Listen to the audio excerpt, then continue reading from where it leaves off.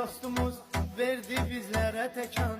Biz edilen dostluğu unutmarız hiç zaman. Daim yüreklerde siz, daima kalbimizde. Ayrılmazdır yolumuz İsrail, Azerbaycan.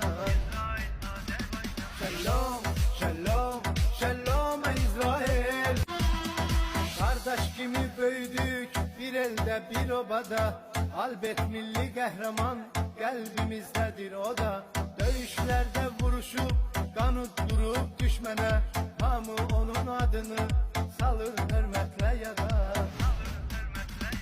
Shalom, shalom, shalom İsrail, shalom.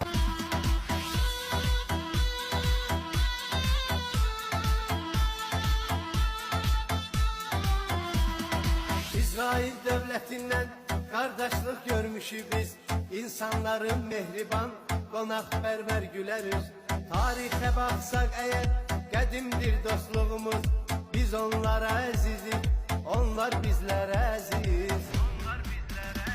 Shalom,